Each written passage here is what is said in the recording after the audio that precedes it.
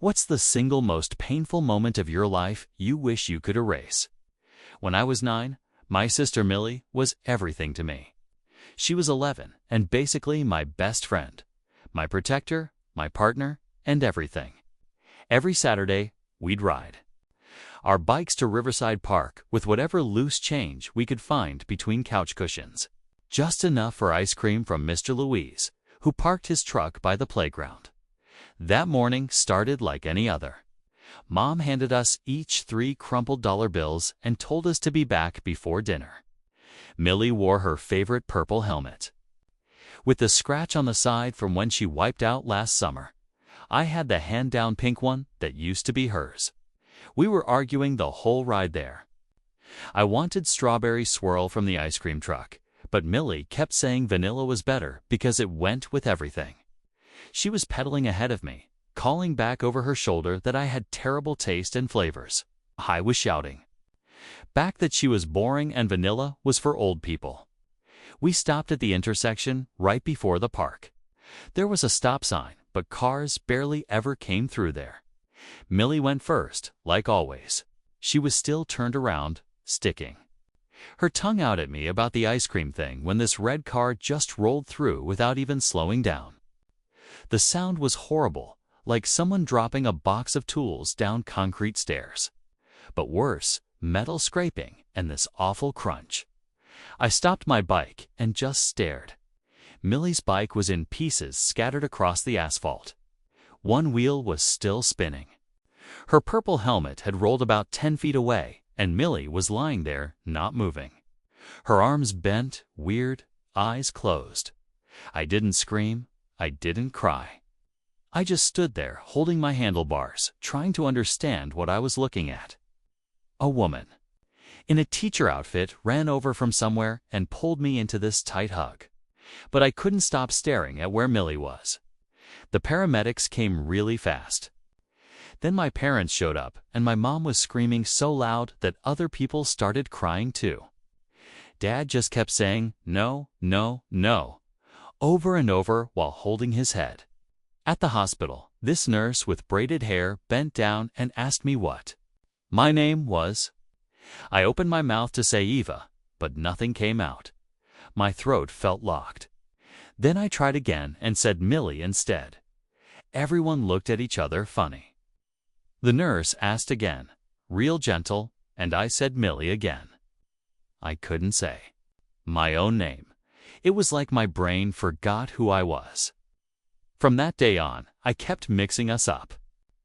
At school, when Mrs. Foster called on me, I'd accidentally say, "I'm Millie," before catching myself. At home, when Mom asked me to set the table, I'd sometimes respond like I was my sister. Even at therapy with Dr. Kim, I'd slip up constantly. The worst part came the next summer. I went to the park alone because Mom said I needed to try normal things again. Mr. Louise was there in his same spot. Same cheerful smile. When I walked up to his window, he looked at me and said, "Hey there, Millie, strawberry swirl, right?" I should have corrected him. Should have said, "Actually, I'm Eva and Millie died last year." But instead, I just nodded. He handed me the ice cream with that same warm smile and said, "There you go, sweetie." I sat on the swing where we used to eat our ice cream together and took a bite. It tasted exactly like I remembered, sweet and cold and perfect. For about 30 seconds, I could pretend she was still there, that we were still arguing about flavors, that everything was normal. Then I threw up right there in the wood chips behind the jungle gym because I wasn't Millie. I was Eva, the sister who lived, the one who got to keep eating ice cream and riding bikes and growing up while Millie stayed 11 forever. But the horrible truth, part of me liked being called her name because if I was Millie, then maybe she wasn't really gone. Maybe I could keep her alive by becoming her. That thought made me sick all over again. I never corrected Mr. Lowen. I was 9. My sister Millie was my whole world. She was 2 years older, but she never lorded it over me the way some big sisters do. Millie was my protector, my teammate, my partner in every secret mission we invented. In the backyard, she had this easy confidence I envied, the kind that made people like her without her even trying. Every Saturday, we had a ritual. We'd ride our bikes to Riverside Park with whatever coins or crumpled bills we could dig out of couch cushions or find under car seats. Enough for one thing: ice cream from Mr. Louise's truck, the white one with the faded cartoon cones painted on the sides, always parked by the playground. That morning, it was no different. Mom pressed $3 bills into each of our hands and told us to be back before dinner. Millie clipped on her favorite purple helmet, the one with the big scratch down the side from when she wiped out last summer. I wore the pink one, hers before it was mine, with a sticker half peeled off. We argued the whole way there. I wanted strawberry swirl, my absolute favorite, and she was making her case for vanilla like it was a presidential debate. Vanilla goes with everything, she called over her shoulder, pedaling just ahead. Vanilla is for old people. I shouted back, laughing because I knew it would get under her skin. She twisted in her seat just enough to stick her tongue out at me. We reached the intersection before the park. There was a stop sign, but hardly any cars ever came through. Millie went first, like she always did.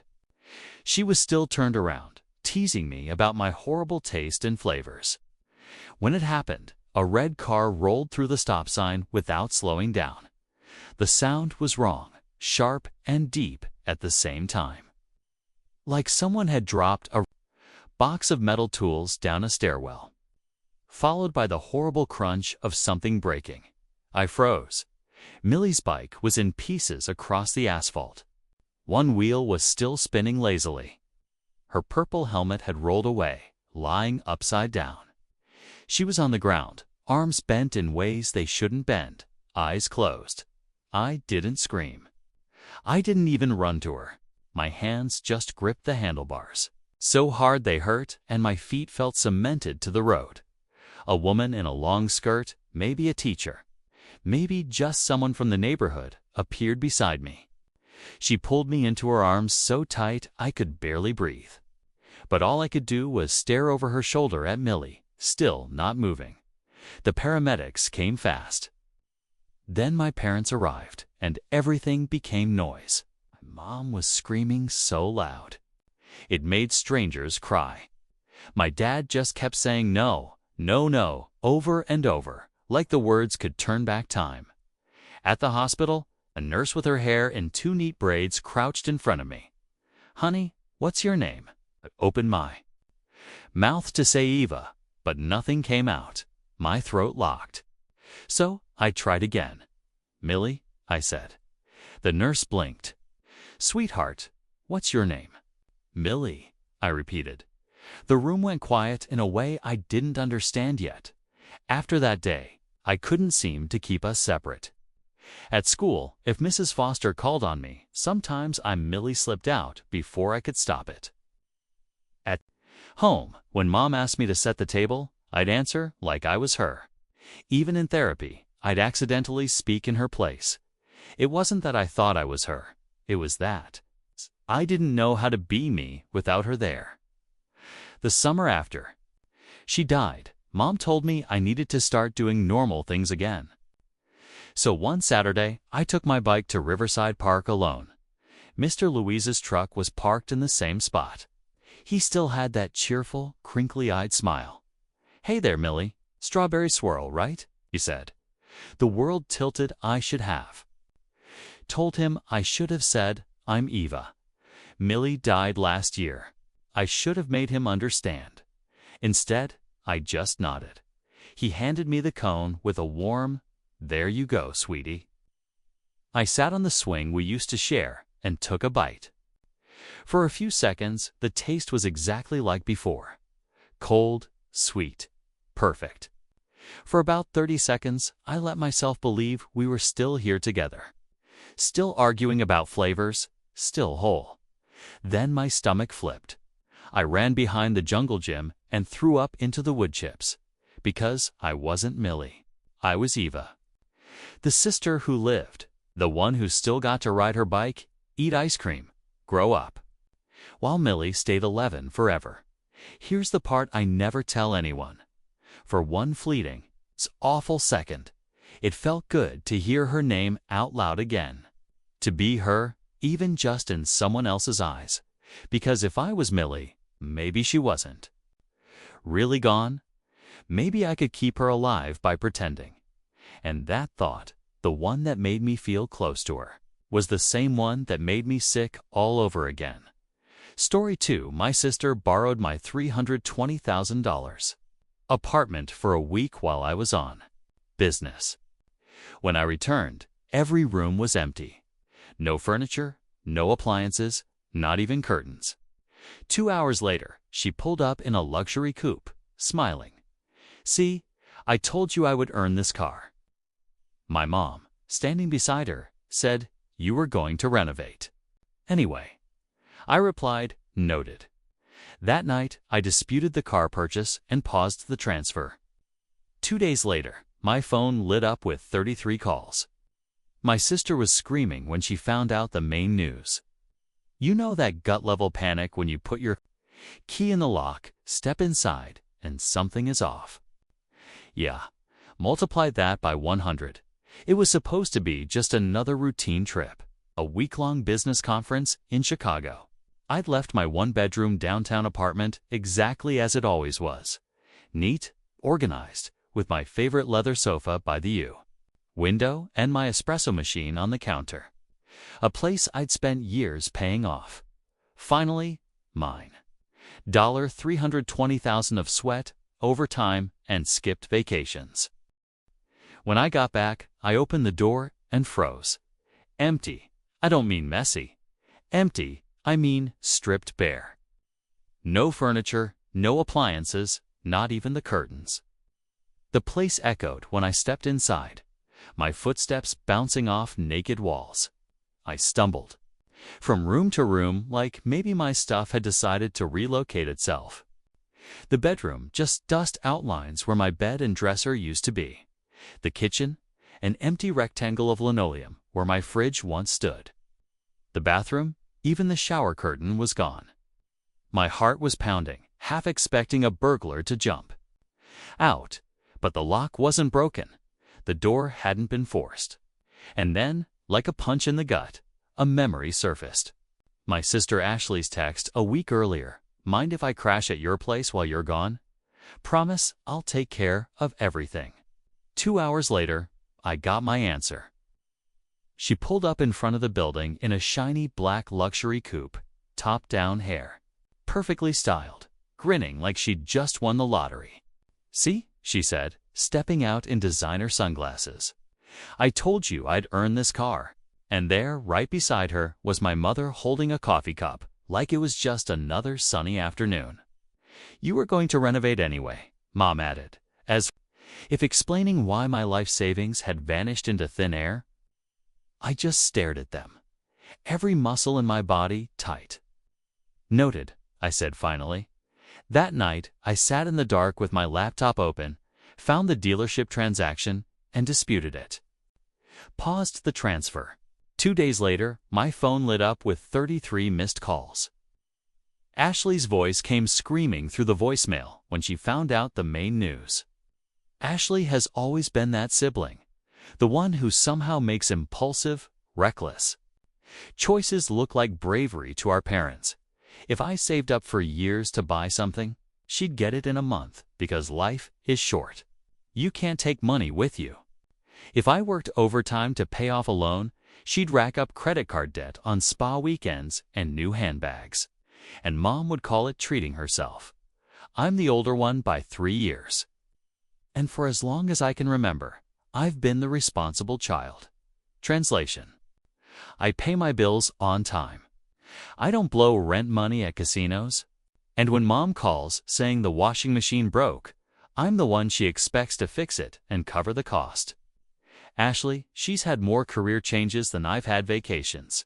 Yoga instructor, social media manager, wellness retreat organizer, and her latest something about flipping luxury goods for profit, which as far as I could tell meant buying designer items on credit. and trying to resell them for more than she paid. Spoiler, she was terrible at it. The favoritism wasn't even subtle.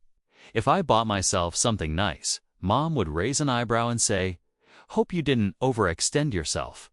When Ashley showed up in a new $2,000 coat, Mom's reaction was, "She deserves it. She works so hard." Except she didn't. Not really. Over the years, I lost count of how many loans I'd given her. It always started the same. A tearful phone call, a promise it was temporary, and an emotional hook about how family is supposed to help family. The money was never paid back. 2 years ago, I made the biggest mistake of my life. I co-signed a lease for her boutique, a tiny, overpriced space in a high-traffic area she swore would become a hotspot. She stopped paying rent after 4 months. Guess who covered the remaining 8? Me, because the landlord came after the name that actually had a credit score. After that disaster, I swore I'd never mix her problems with my finances again. But in this family, boundaries are treated like speed bumps, something to roll over without slowing down. And then the apartment, my apartment. It wasn't just a place to live. It was proof that years of working overtime, skipping trips, and putting away every extra dollar had meant something. I didn't grow up with money. I grew up in a 2-bedroom rental where the ceiling leaked every winter. So owning a $320,000 place downtown felt like winning a war no one thought I'd survive. Ashley knew exactly how much it meant to me. She'd been there on moving day, sipping champagne in the kitchen, saying, "Wow, it's like a real adult. Lives here." That was her way of complimenting me. So, when she texted me before my business trip, asking to borrow the place for a week, I almost said no, but she hit me with, "It's just for a few days. I'll water your plants. Keep it spotless. You know, I could use a quiet space to think."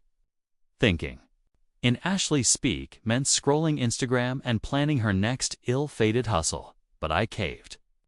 Maybe because part of me still wanted to believe she could be trusted. Big mistake. From what I pieced together later, she'd started plotting before I even left town. She had a friend who worked in some shady luxury consignment circle, the kind where merchandise changes hands fast. No receipts, no questions asked. In that world, furniture wasn't just furniture. It was high-value assets. The moment my suitcase rolled into O'Hare, Ashley was on the phone to her crew. My leather sofa sold within 48 hours, my custom oak dining table gone. Even my mid-tier appliances were apparently worth something on the resale market if you move them fast enough. And she didn't stop there. Clothes, electronics, the framed art I'd collected over the years, stripped and vanished. She even took the coffee maker I used every morning. The coffee maker. What really twisted the knife was learning how proud she was of it. That luxury coupe she pulled up in, bought with the proceeds of my belongings. And Mom, instead of being horrified, acted like Ashley had just landed a dream job. "You were going to renovate anyway," Mom had said, standing there in broad daylight as if she was making a reasonable point. Renovate? Sure. In my mind, that meant new paint and maybe a different backsplash, not replacing everything, because my sister turned my home into her personal liquidation sale. Over the next 48 hours, I went from disbelief to anger to a cold, surgical kind of focus. I combed through bank records, traced the dealership payment, and froze the transfer before it cleared. I also found a series of Venmo and PayPal transactions, from Ashley's account to a handful of names I didn't recognize. The same names that started popping up in Facebook Marketplace listings for items that looked eerily familiar. When I confronted Mom, she didn't even flinch. "Honey, Ashley's just trying to get ahead." She saw an opportunity. "You've always been so stable. You can rebuild." Stable. That's my family's polite way of saying, we can take full advantage of you and you'll survive. Because you're the responsible one. By the time Ashley realized the money for her car was frozen, she was in full meltdown. 33 calls in a single afternoon. Half the voicemails were aggressive messages. The other half were attempts to guilt-trip me. "You've turned my life upside down." She screamed in one. "Do you know how hard I worked for that deal? You're supposed to be my brother, not my enemy." Worked. She'd worked by emptying my home like a swarm of locusts. And the worst part? Mom backed her again. The 33rd call came in just as I was pulling into my parking garage. My phone screen lit. Up with Ashley's name, the little thumbnail picture of her in oversized sunglasses and a smug smile, making my jaw clench so hard it hurt. I let it go to voicemail. Then I stepped out of the elevator into my stripped, bare apartment, and something inside me snapped. You know that feeling when you've been swallowing anger for so long, it turns into something cold and sharp? That was me standing in an empty living room where my sofa used to be. 5 minutes later, I was in my car headed to Mom's house. The moment I walked in, I could hear voices. Ashley's high-pitched whining and Mom's calm, enabling tone.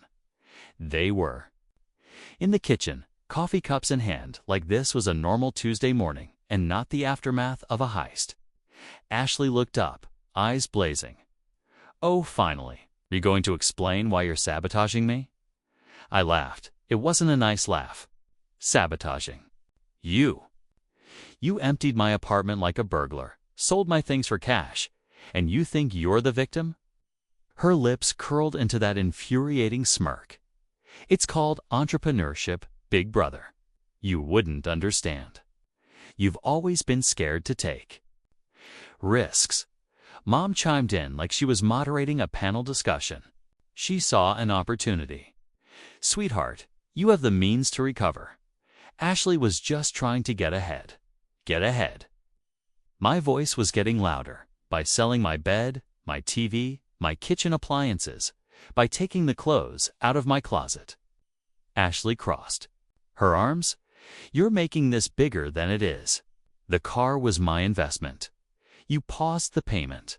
That's theft." That word, "took without permission," nearly made me choke. You want to talk about theft? Let's talk about the $15,000 worth of my property you liquidated without permission, or the fact that you signed my name without my permission on the storage unit release form so you could clear it out without me knowing. Yeah, I know about that, too. For the first time, she blinked. Mom stepped in, her tone suddenly sharp. "You're being dramatic. This is family. Family shares."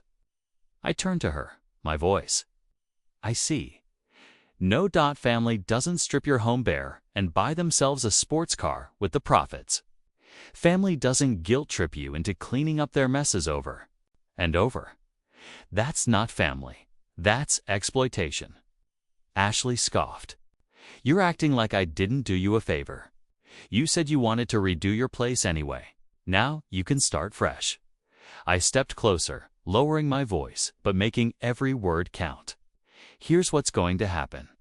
You're going to return everything that hasn't been sold yet. You're going to give me the names of every person you sold my belongings to. And you're going to take that car back to the dealer before they come get it themselves." She rolled her eyes. "Or what?" I pulled out my phone, tapped the screen, and held it up so she could see the email drafts waiting to be sent. One to the police with the list of stolen items. Another to her bank with screenshots of her resale listings. And one to the dealership, including the disputed transfer details. "You have 24 hours before these go out," I said. Tick-tock. For a moment, there was silence.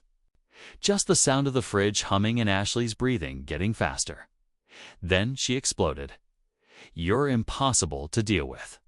You've always been jealous of me. You can't stand that I'm finally doing something with my life. I couldn't help it." I laughed again. "Doing something with your life? You mean taking nearly everything from your own brother without asking? Yeah, Mom must be so proud." Mom slammed her coffee cup down. Enough. If you go through with this, you'll destroy this family. I looked her dead in the eye. This family's been rotting from the inside for years. I'm just done pretending it's not. Ashley, lunch for my phone. I stepped back, pocketing it. This is over, I said. You have until tomorrow morning to make it right. After that, I'm not your brother. I'm the person filing an official complaint. She froze, her face draining of color. I walked out without another word. Her shouting following me down the hall. Threats, insults, half-hearted sobs. Mom's voice was in there too, pleading, scolding, bargaining. But I didn't turn back because for the first time in years, I wasn't the stable one holding the family together. I was the one letting it fall apart, exactly where it belonged. By the time I woke up the next morning, my phone was lit up like a Christmas tree. 46 missed calls, 19 texts, and 7 voicemails from numbers I didn't recognize. Ashley had apparently recruited half her contact list to harass me into dropping it. Too late. At 8 a.m. sharp, I hit send on every email draft. The police report, the list of my missing belongings, the screenshots of Ashley's listings, the dealership dispute. All of it went out. Within 2 hours, my inbox was buzzing with replies. The officer assigned to the case wanted to schedule a statement. The dealership thanked me for bringing a disputed transaction to their attention and confirmed the car. It's already flagged for repossession. At 10:17 a.m., I got a text from a mutual friend. Dude, your sister's car just got towed from outside your mom's place.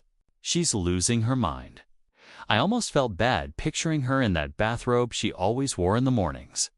Hair mess, screaming at a pickup driver who couldn't care less about her tantrum. Almost by noon, Mom called, not to apologize, not to ask how I was holding up. No, she opened with, "Do you realize what you've done?" Ashley is embarrassed. Everyone's talking. Good, I said flatly. Maybe she'll think twice before she strips someone's home bare again. You've turned your own sister into a criminal in the eyes of the law, she shot back. No, I corrected. Her. Ashley turned herself into a criminal. I just stopped covering for her. Mom went quiet, but I could hear her breathing hard into the phone. The kind of angry silence where you know the person's still searching for a way to guilt you. Don't expect me to take sides in this, she finally said. You already did. I replied and hung up. By late afternoon, the fallout was spreading. The shady resellers, Ashley had funneled my belongings through, were suddenly very eager to cooperate once they learned the police were involved. 2 of them had already messaged me offering to return items in exchange for me not naming them in the investigation.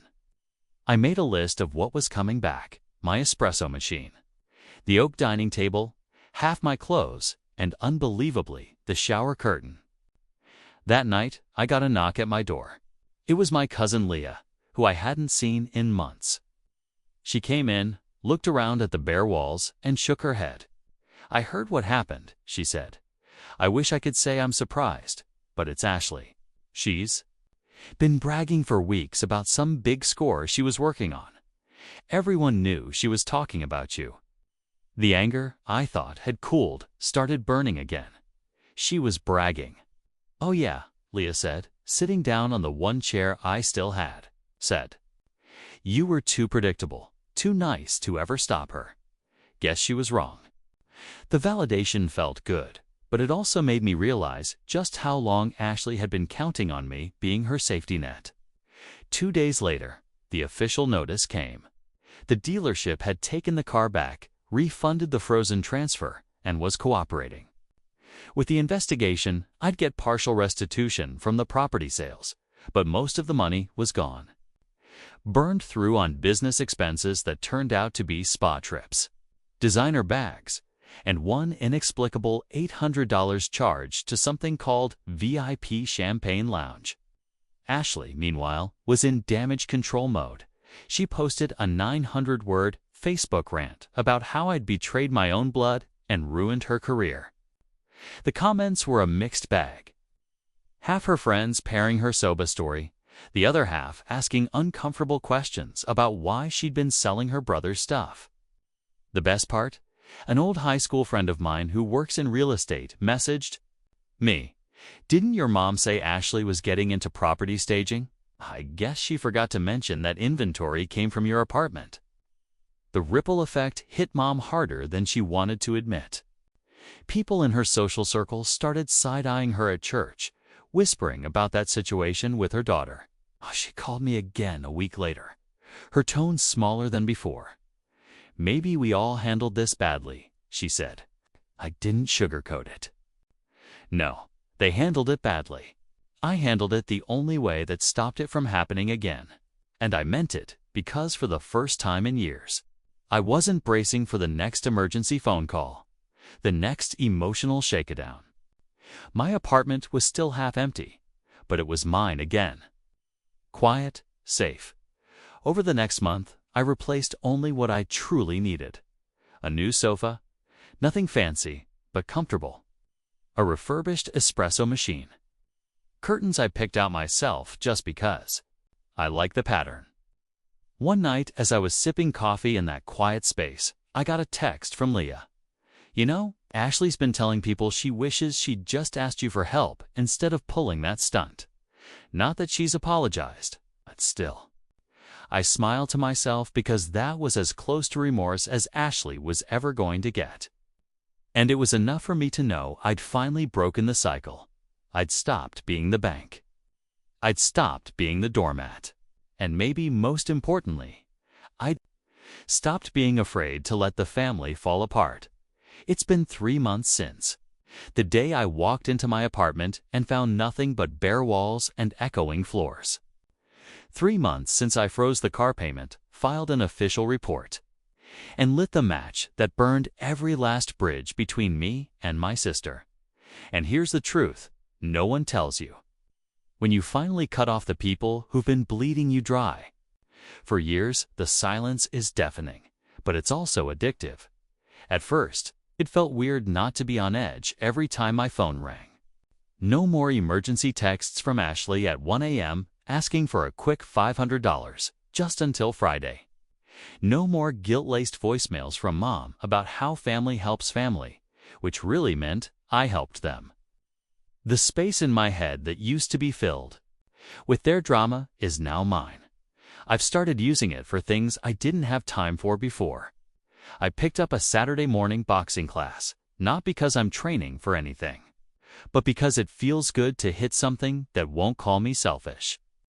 Afterward, I started taking weekend trips. Nothing extravagant, just me, a rental car, and the open road. And my apartment. It's becoming a home again. I'm replacing things slowly, intentionally. Every new item is something I chose, paid for, and placed exactly where I wanted. A quiet reminder that I own this space and no one else gets a say. The family fallout is still simmering. Mom and I talk occasionally, but it's surface level. Birthdays, whether the kind of conversation you'd have with a polite neighbor. She hasn't apologized. Not really. She still frames it as a misunderstanding that got out of hand. I don't bother correcting her anymore. She knows the truth.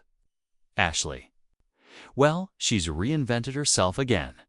Last I heard, she's calling herself a luxury lifestyle consultant, whatever that means.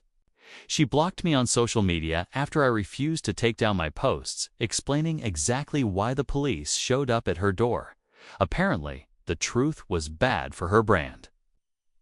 The rest of the family is split.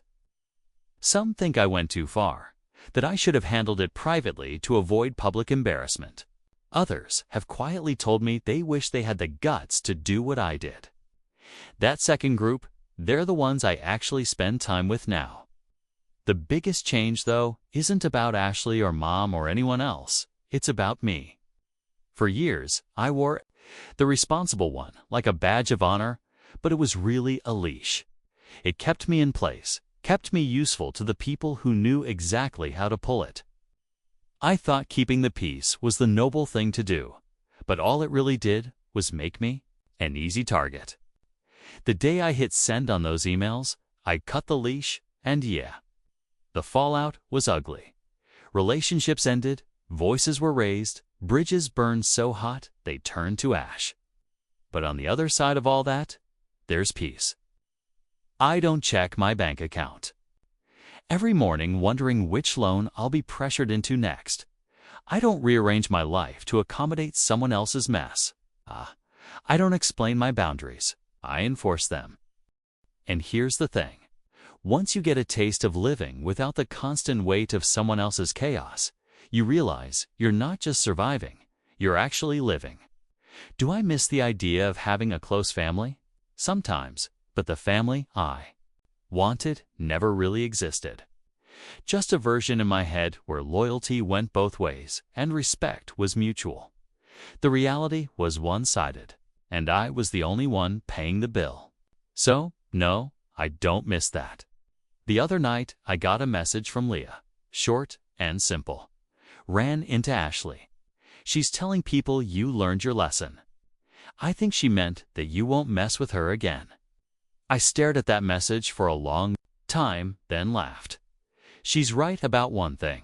I did learn my lesson, just not the one she thinks. I learned that no one, not even family, is entitled to a piece of me just because we share DNA. I learned that boundaries aren't selfish, they're survival. And I learned that sometimes the only way to fix a toxic system is to walk away from it completely. So, if Ashley's out there thinking I'm sitting here stewing, plotting revenge, or regretting what I did, she's wrong. I'm sitting here on my new sofa, drinking coffee from my new espresso machine, in an apartment that's mine again, and feeling lighter than I have in years. The final thought I keep coming back to. I'm not the bad guy for refusing to be someone's backup plan, safety net, or personal ATM. I'm just a man who finally realized that saving myself was worth more than saving a relationship that only existed when they needed something. And if that makes me the villain in their story, I can live with that because, for the first time,